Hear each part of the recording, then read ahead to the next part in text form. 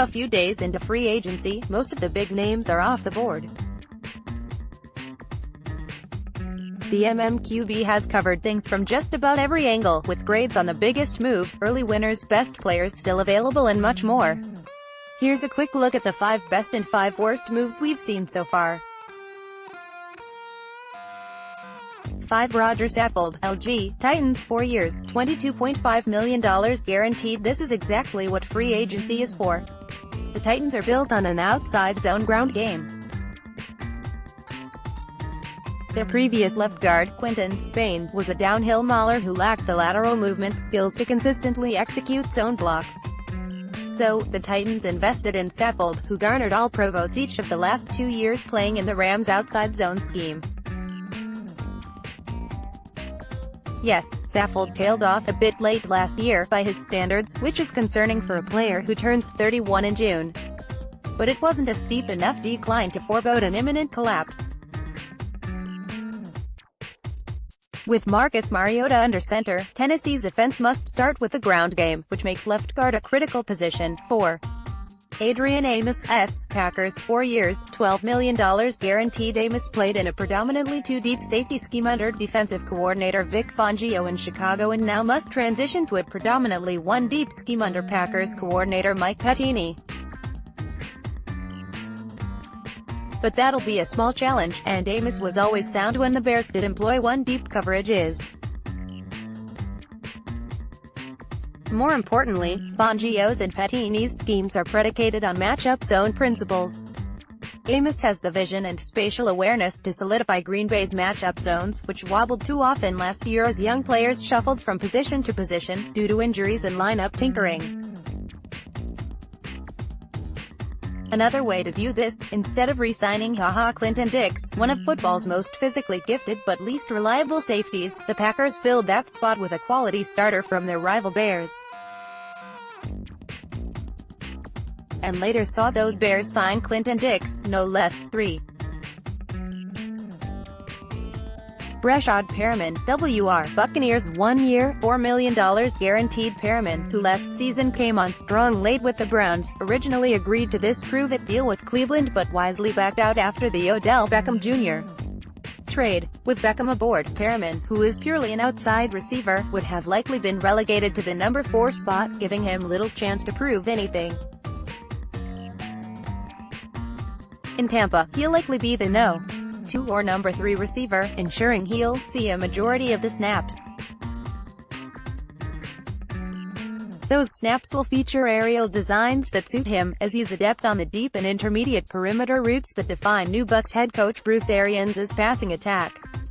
2. Earl Thomas, S. Ravens, 4 years, $32 million guaranteed. Was it a bargain? Not really.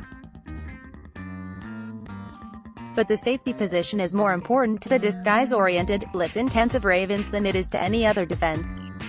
Thomas will only be 30 come week 1.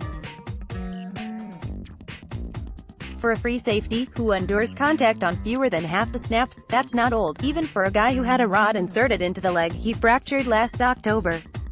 Thomas isn't only a free safety. In passing situations as a Seahawk, he came down into the box to have a greater impact in coverage. That versatility is crucial to Baltimore's approach. With Thomas and 7th-year pro Tony Jefferson, the Ravens have football's best safety tandem.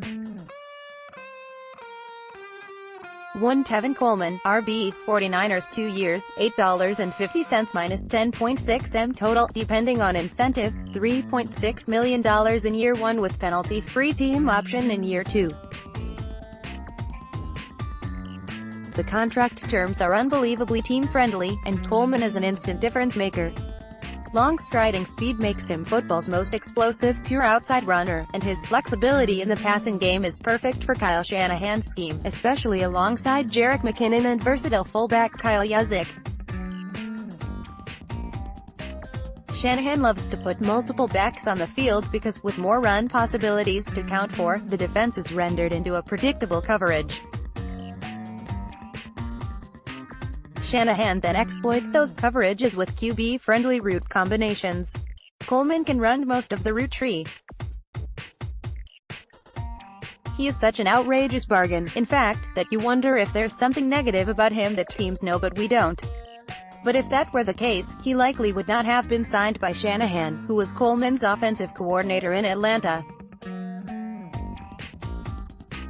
After the 2016 season, whispers around the NFL were that Coleman, despite backing up star Devonta Freeman, was Shanahan's favorite Falcons back. 5. C.J. Mosley, LB, Jets, 5 years, $51 million guaranteed. The Jets paid top dollar for a guy who unofficially ranks somewhere between 6 to 12 at his position. Look, that's the nature of free agency. Every year there are 2 or 3 signings like this. The Jets, with more cap space than every team except Indy, could afford to splurge. And Mosley is a fine player who stabilizes the run defense and enhances the blitz packages that new defensive coordinator Greg Williams loves. So we're not going to rip this move. But paying above sticker price on a monster-sized deal will always land the team and player on lists like these. It'll be interesting to see how this goes. One thing to watch is New York in cover 2. When Williams is not calling blitzes, cover 2 is his favorite look. Its zone structure often has the middle linebacker run with an inside receiver downfield, making the coverage Tampa 2. The Ravens did this a lot under defensive coordinator Dean Pease in 2017 but got away from it under new coordinator Wink Martindale in 2018. One reason for that may have been the team grew leery of Mosley covering deep down the middle, as he doesn't have great speed. 4. Justin Coleman, slot CB, Lions, 4 years, $17.9 million guaranteed. Great fanfare surrounded this one. Report, Lions set to make Justin Coleman the highest paid nickel corner in history. Congrats to Coleman, he played well as a Seahawk. But if it's slot help you want, why not go after Bryce Callahan, who had an all-pro caliber season in Chicago? Yes, the Bears ran a zone scheme and Matt Patricia prefers man-to-man. But in Chicago's zone scheme, the slot corner often has man-to-man type duties, playing to help over the top. Patricia's scheme has similar demands, only with your help being inside. It's a subtle difference that Callahan would easily pick up. Oh, and besides, the Seahawks scheme that Coleman thrived in the last 2 years often asked the slot corner to play true zone coverage with very few man-to-man elements. So not only would Callahan, who remains unsigned, presumably have been much cheaper than Coleman, but his recent experience is more applicable to Patricia's system. It should be noted, however, that Coleman spent his first 2 NFL seasons with Patricia in New England. But that tenure was uninspiring, which is how Coleman wound up in Seattle. Overall, the Lions paid a premium for Coleman, but his appearance on this list is more about who the team passed over. Callahan so outshines Coleman on paper that you wonder if the Lions and other teams have bad, unreported news in Callahan. He fractured his foot and underwent season-ending surgery last December. Is everything okay there? If it is, this move is hard to understand. 3. Devin Funchess, WR, Colts, 1 year, $10 million, with another $3 million available in incentives. Even before last season ended, multiple reports said there was a 0% chance Carolina would re-sign Funchess. His production over the final 6 weeks, 3 catches, 33 yards total. We've seen other disappointing receivers, including 2018 Pro Bowl tight end Eric Ebron, thrive after joining Andrew Luck, and Funchess is only on a 1-year deal. But many would argue that late bloomer Rashad Perriman is a better prospect than Funchess, who moves like a moderately swift tight end but is only equipped to play out wide. Perriman was signed for just 40% of what Funchess got. How much better is Funchess than Dontrell Inman, who had 8 catches for 108 yards and 1 TD in the postseason for Indianapolis and remains unsigned? 2. Latavius Murray, RB, Saints, 4 years, $7.2 million guaranteed. In some respects, this is less about Murray and more about Mark Ingram, a vastly underrated between the tackles runner who also did wonders for New Orleans' backfield screen game. Murray is less agile, less patient and a lot less powerful than Ingram, who signed with the Ravens for just under $1.5 million more on an annual average than Murray got. The Saints are in win-now mode and downgraded significantly at a position that has become important in their high-volume offense. And let's not forget new Niner Tevin Coleman's deal, which is also not much more expensive than Murray's. Coleman and Murray are different types of runners, and Murray, if we're purely talking style, is a better fit in New Orleans' scheme.